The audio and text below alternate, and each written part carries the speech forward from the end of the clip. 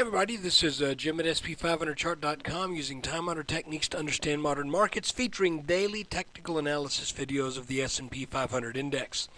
Just need to remind you again that the website and the video are for educational purposes only. Nothing stated here or at the site is intended to be used as investment advice. I can draw lines on charts, but you have to draw your own conclusions from your own research and make investment decisions that are suitable for your personal financial situation. I'm not a licensed financial professional, just a guy that scribbles on charts. So let's take a look. Okay, well, you know what happened today. We broke down out of this blue line here, and I suspected we probably would. You'll remember I was mentioning yesterday that that when we broke these two support lines right here, really, I did not know how much we could count on this blue line putting up much of a fight. You got a little bounce there, but the fact remains that all of this action for the past 2.5 months has been well above this line. And when it starts to turn over, there's just too much. I don't know. It's like a mental picture I have of what's going on. It's just too much weight at the top side of this line, for this blue line to hold it once it starts pouring over the edge of these little lines right here.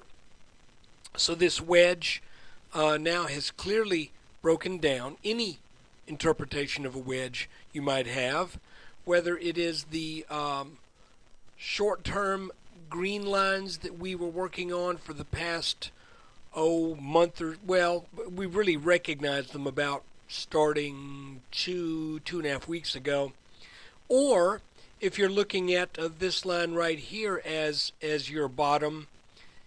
At any rate, you have to recognize that that those lines of support have broken. Now, what does that leave us? Well, it now leaves us with this line, which is drawn from the 2007 all-time S&P high across the top of the 2011 high.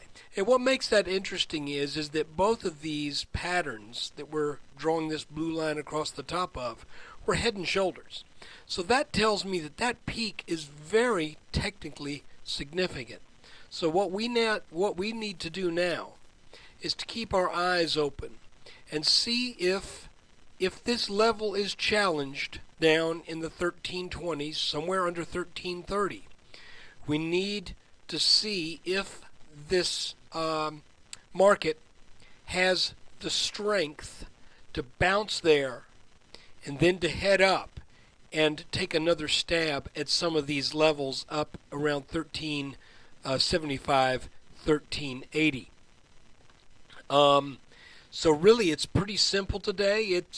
We kind of got to bounce roughly where these bottoms were located back in the early couple of weeks, first couple of weeks of February, and you can see there's a little bounce there. Additionally, if we look at a 5-minute chart, you can see that there was this little, what shall we call it? Just this little channel developed. And then we broke out over the top of that. I don't know how much significance to put into that. That could produce a short-term bounce tomorrow. You know, maybe even a back test is possible on this broken blue line. As a matter of fact, I would kind of expect that at some point.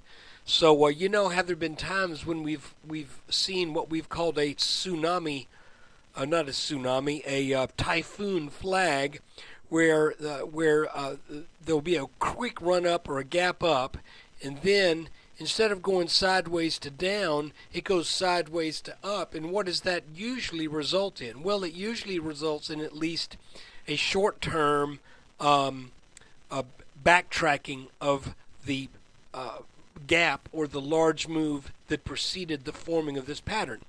Now, so we might want to see if we get kind of the equivalent of that here, only in reverse. In other words, a gap down and then kind of slow selling pressure that begins to wane, and then we get back over that. Maybe there will be a rally out of this, but I think if there is a rally, now that this is broken, this blue line should be resistance. So what does that mean? Well, it means that these lines are now resistance, this line is now resistance, and more than likely this line is also resistance. So if there is a test back to this 1355 level, you know, if there's enough steam, I could see maybe getting back up to this, but it's got to overcome this level right here, and you can see that that was a level that was basically tried about 3 times back in February, and it took a while for that to break. So I'm thinking that you can see that that also served as some support on a few occasions. Now that we're back under this line should also put up some resistance. I don't know how much, but there will be some resistance there. So look, that's pretty short, sweet, and simple. And right now, I am eyeing these levels down in the 1320s as a potential buying opportunity.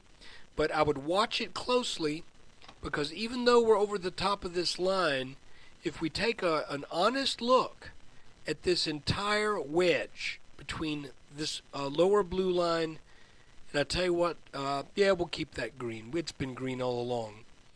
We should remember that the tendency for wedges is for there to be price pressure to try to take them back to where they came from. So whether or not that means this market now wants to really kind of plow through some support, we'll just have to watch it. So if I do go long here on this blue line, I will do it with a pretty tight leash, because if this breaks, then the markets will likely head back down and test the high 1200s to you know, somewhere around 1270 to the 1280 area. If these break, and you can see they're not that far off from breaking. So look, we just got to keep an eye on it. So like I said, if I do go long here and things look like they're firming up, if we get down to this level, then I will do so with a reasonably tight either a mental stop or an actual stop in place. Because if we plow down through these, things could get kind of ugly.